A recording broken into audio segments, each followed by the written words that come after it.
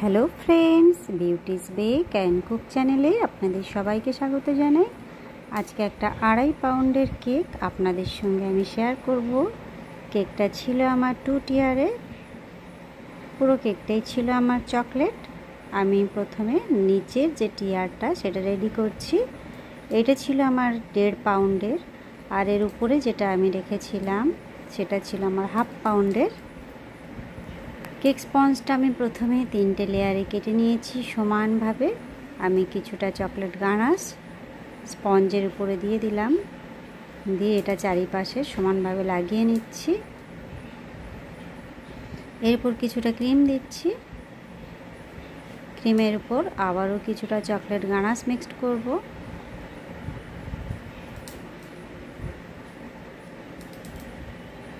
এটা সমানভাবে আমি মিশিয়ে নিচ্ছি।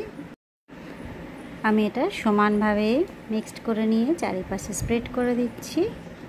এইভাবে যদি চকলেট গানাশ ক্রিমের সঙ্গে মিক্সড করতে অসুবিধা হয় কেকের উপরে, তাহলে আলাদা কোনো পাত্রে ক্রিমের সঙ্গে গানাশটা মিক্সড করে নেবেন, তারপরে কেকের উপরে দেবেন। আমি এখানে কিছুটা চকো চিপস দিয়ে দিচ্ছি। চকো চিপসের জন্য কেকের টেস্ট অনেক বেশি ভালো লাগে। তবে যদি চকো চিপসটা না থাকে সেক্ষেত্রে কিছুটা চকলেট কুচির উপরে দিয়ে দিলেও খেতে ভালো লাগবে। সেকেন্ড লেয়ারটা দিয়ে একইভাবে আমি এর উপরে চকলেট গানাশ দিচ্ছি। তবে এই গানাশটা প্রতি ক্ষেত্রেই যে ইউজ করতে হবে এমন কোনো কথা নেই, সেটা বাজেটের উপর ডিপেন্ড করে, কিভাবে কাস্টমারের সঙ্গে আপনার কথা হয়েছে তার উপরে। তবে যদি এটা বাড়ির জন্য হয় তাহলে ঠিক আছে।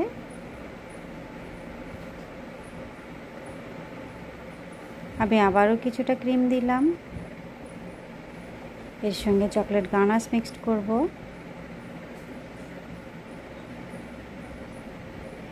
প্রতিটা লেয়ারে সমান ক্রিম পড়ছে কিনা এটা নিয়ে যারা নতুন আছো তাদের অনেকটা চিন্তা থাকে। সেক্ষেত্রে বলবো পাইপিং ব্যাগ ইউজ করো। পাইপিং ব্যাগের সাহায্যে করলে প্রতিটা লেয়ারে সমানভাবে ক্রিমটা পড়বে।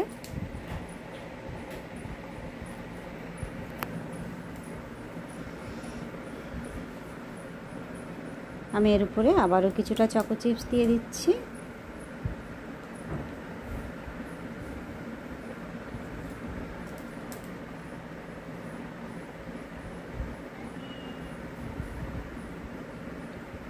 এরপর আমি 3 নম্বর লেয়ারটা দিলাম, দিয়ে আমি এটা প্রথমে ক্রাম কোট করছি। ক্রাম কোট করে আমি 10 মিনিট ফ্রিজে রাখবো কেকটা ঠান্ডা করে, তারপর এর উপরে ফাইনালাইজিং করব।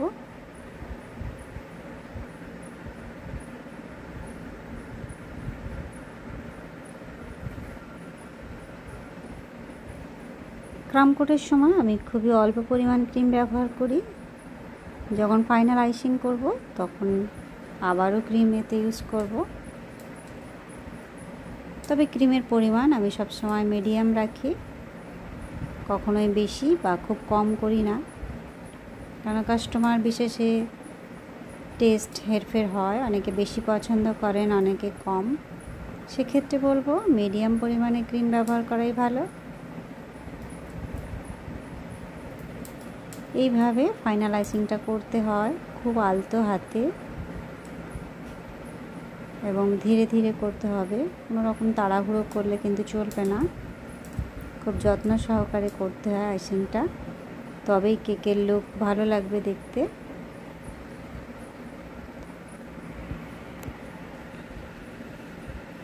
সাইডটা আমি একটা স্ক্র্যাপার দিয়ে সমান করে নিচ্ছি। স্ক্র্যাপার ইউজ করলে খুব তাড়াতাড়ি হয়ে যায়।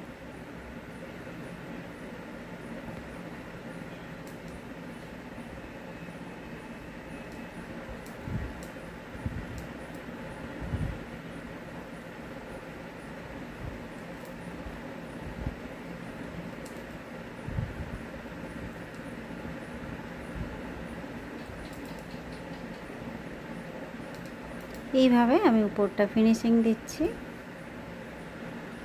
সিলিকন ব্রাশের সাহায্য করলে কি হয়, খুব তাড়াতাড়ি হয়ে যায়। আমি 2টো টিয়ারই এইভাবে রেডি করেছি, সেটা আমি আর দেখালাম না। এবারে একটা প্যালেট নাইফ নিচে ধরেছি আর উপরে একটা মোটা স্ট্র, সেইটা দিয়ে আমি একটার উপর আরেকটা রাখলাম আর স্ট্রটা আমি ভেতরে প্রেস করে দিয়েছি। পাইপিং ব্যাগটা দেখুন আমি কিভাবে কাটছি। প্রথমে মুখটা কেটে নিলাম, এবার এটা এইভাবে লম্বালম্বিভাবে ধরে ছোট্ট করে একটু কেটে নিচ্ছি, কারণ এটা দিয়ে আমি ফ্রিল বানাবো। ফ্রিল নজেল যদি না থাকে সেক্ষেত্রে এইভাবে পাইপিং ব্যাগের সাহায্যে করলে ইজিলি হয়ে যাবে। পাইপিং ব্যাগটা এইভাবে মুড়িয়ে হাতের মধ্যে ধরে নেবেন।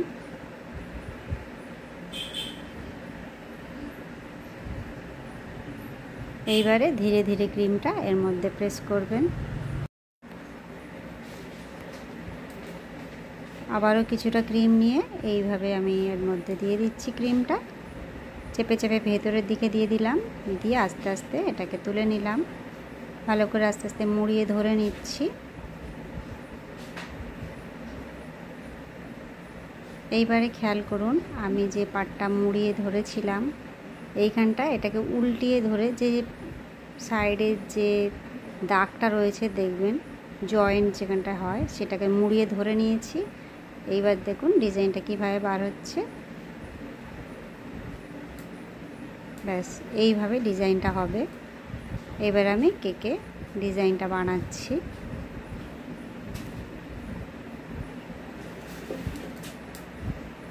এই ডিজাইনটা কেকের উপরে দেখতে ভারী সুন্দর লাগে। আমার এই টিপসটা একবার ফলো করে দেখবেন।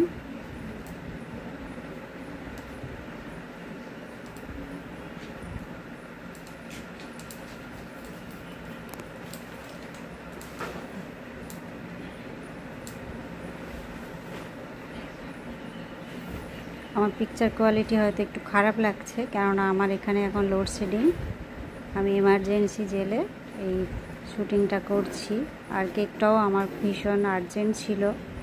আমি যে কারেন্টের জন্য ওয়েট করব সেটাও সম্ভব ছিল না, সেই কারণে ভিডিওটা একটু খারাপ লাগছে হয়তো দেখতে। এইভাবে আমি দুটো টিয়ারেই একই ডিজাইন করে নিচ্ছি।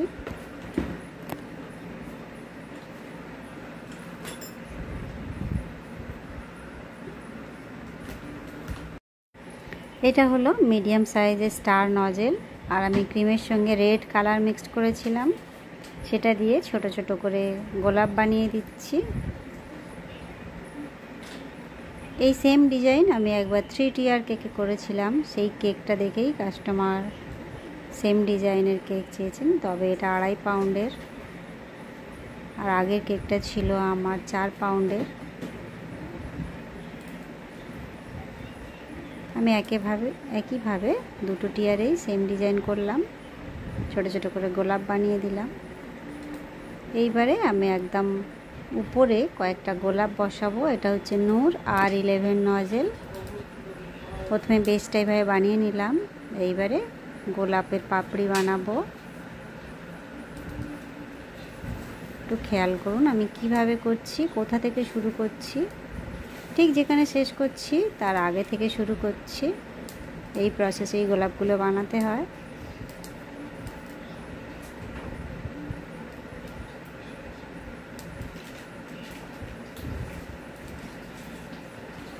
যেখানে ফুলগুলো রাখবো আমি একটু ক্রিম লাগিয়ে নিচ্ছি, যেন গোলাপটা প্রপার জায়গায় আমি বসাতে পারি এবং একটু উঁচু থাকে, সেই কারণেই ক্রিমটা রাখা। আবারও গোলাপ বানাচ্ছি আমি। দেখুন কিভাবে আমি গোলাপটা বানাচ্ছি।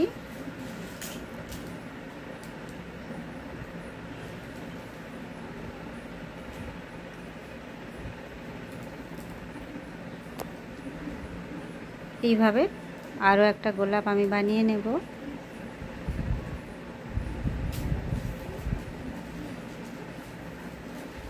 টোটাল 3টে গোলাপ আমি উপরে রাখলাম। আমি সাইডে কয়েকটা কুঁড়ি বানিয়ে দিচ্ছি, জাস্ট একটু করে প্রেস করে বাঁকিয়ে দিচ্ছি।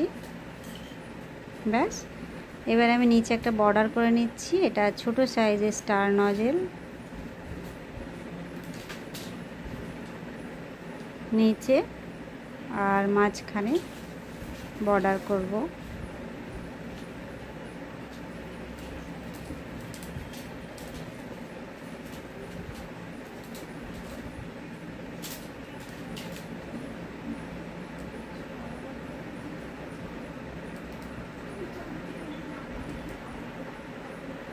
মাঝখানেও বর্ডারটা করে নিচ্ছি।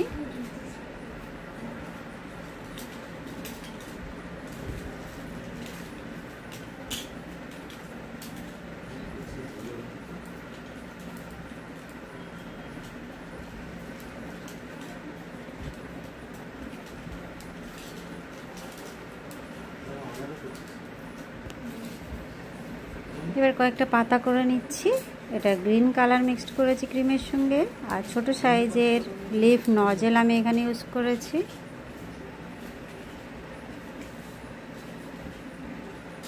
প্রতিটা ফুলের পাশে একটা করে পাতা করে দিচ্ছি। আমি এখানে নামটা লিখে নিচ্ছি চকলেট গানাশ দিয়ে। গানাশটা কিন্তু স্মুথ অবস্থায় থাকতে হবে, নইলে এখানে লেখা সম্ভব নয়। এখানে কিন্তু আমি জাস্ট পাইপিং ব্যাগের সাহায্যেই লিখছি। দেখুন কেকটা কমপ্লিট আমার বন্ধুরা। কেমন লাগছে? ভালো লাগলে বা একটু হেল্পফুল মনে হলে অবশ্যই একটা লাইক করবেন, চ্যানেলটা সাবস্ক্রাইব করে রাখবেন। আমার চ্যানেলে আরও বিভিন্ন টিয়ার কেকের ভিডিও রয়েছে, সেগুলো দেখে অনেক কিছু শিখতে পারেন। দেখা হবে নেক্সট ভিডিওয়ে। সবাই ভালো থাকবেন। Bye bye.